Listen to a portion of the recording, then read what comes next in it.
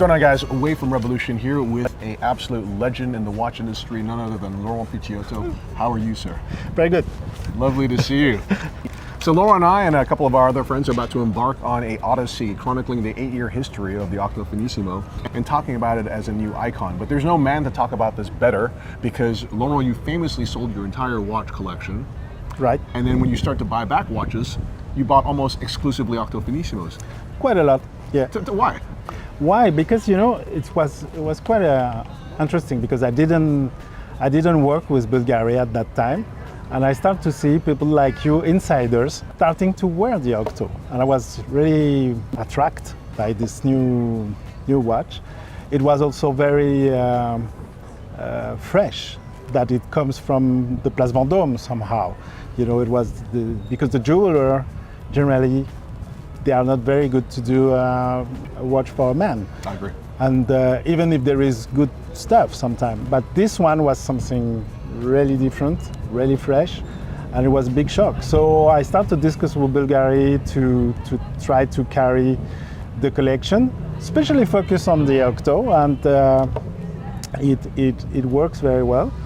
And I start to buy 1, 2, 3, 4, 5, 6, maybe 7 different Octo, and I'm still, enjoying to see when there is a novelty, like this morning with the Japanese Sujima edition. It's like, wow, fantastic, and we did, of course, the tattoo with Mocha Poletta, like almost a year and a half, something. We will do the second edition quite soon, probably, I hope, October or November. Wow. Work is in progress. Right. And probably a third one later on. We got time. And there is still a lot of people to make them discover that this is something else. And because for me, this is not just a watch. This is a new sensation on the wrist, which is a big story. Yeah, but you famously put your Octo Finissimo on in the morning, put on your leather jacket to go riding your motorcycle, and then actually couldn't remember if you had a watch on or not because it was so comfortable. Yeah. Tell me about that. Yeah. The first time with the titanium version, I was on my motorbike, and this is, of course, very rare that I don't wear a watch. And at one moment I was like, is it possible that I forgot to wear something this morning? And finally the watch was just under the gloves, and it was like, okay, this is because it's an Octo. At one moment this is really a second skin. That's why also the tattoo ID comes, and with a lot of people, because there is some people that say, but Bvlgari, this is the jewelry business. But they miss some season of the series, of course, because there is so many records, world record, that so you have to explain them that they miss some story about that. But the first action that we have generally is just to say, okay, try it on the wrist, and we will talk in 10 minutes, because in 10 minutes it starts to be part of your body. So.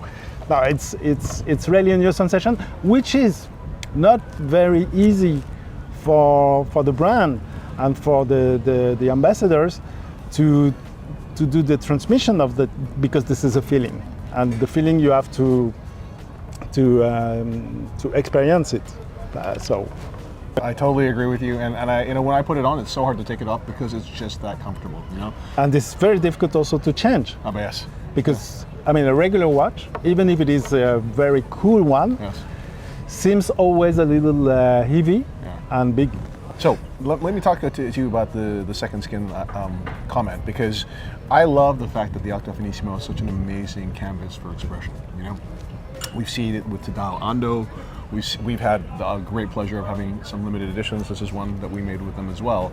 But I have to say, one of the coolest watches ever made was your collaboration with Bvlgari. Tell me all about that. Tell me also about the response to that watch, because I know you then had an allocation problem and probably will have an even bigger allocation problem for the next one as well. Yep. But just tell me about how that project came to life. It was the cover of Revolution. Oh wow. If I well remember, it was an Italian ambassador of Bvlgari who got some tattoo on the arms and wearing a chrono. And when I came in the Basel Fair, it was the last Basel Fair, 3 years ago or something. I said, oh, it could be cool that the tattoo continue on the watch, especially with all the angles that you got on an Octo. This is really, a lot of square everywhere angle, and I feel that it could be really cool and interesting to draw some curve on the watch. So I start to discuss with Fabrizio, and he seems very enthusiastic on the project, and we start to mention different possibilities. And Mocco Poletta was one who loved the watch, who was a good designer, a good tattoo guy. And finally, we met all together, and it was on, easy. After, it took quite a long time, because at the right beginning, the process solution expected was to engrave the watch, and I was totally against that, because the tattoo is not an engraving. So I recommended to use a laser solution, but it took quite a long time to do some engraving, proto, whatever, to finally go back to the solution of the laser, which is, in my opinion, much closer from a tattoo. Right.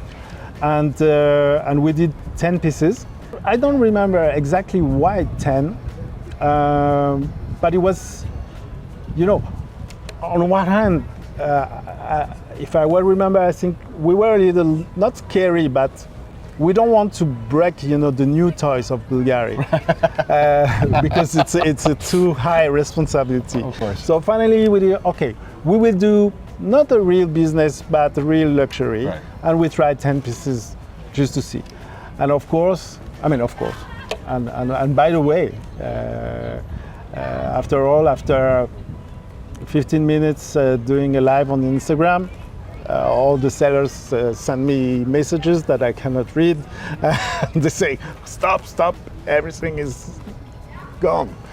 Okay, so it was quite cool.